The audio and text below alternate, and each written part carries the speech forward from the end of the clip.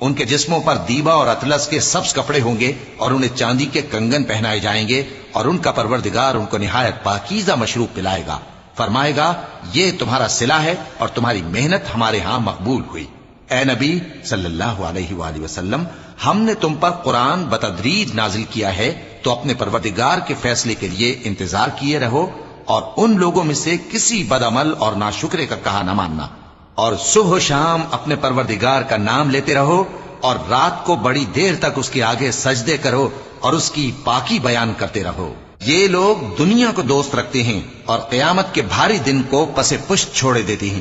ہم نے ان کو پیدا کیا اور ان کے جوڑ جوڑ کو مضبوط بنایا، اور اگر ہم چاہیں تو ان کے بدلے انہی کی طرح اور لوگ لے آئیں۔ یہ قرآن تو نصیحت ہے، جو چاہے اپنے پروردگار کی طرف پہنچنے کا راستہ اختیار کر لے، اور تم کچھ بھی نہیں چاہ سکتے مگر جو اللہ کو منظور ہو۔ بے شک اللہ جاننے والا ہے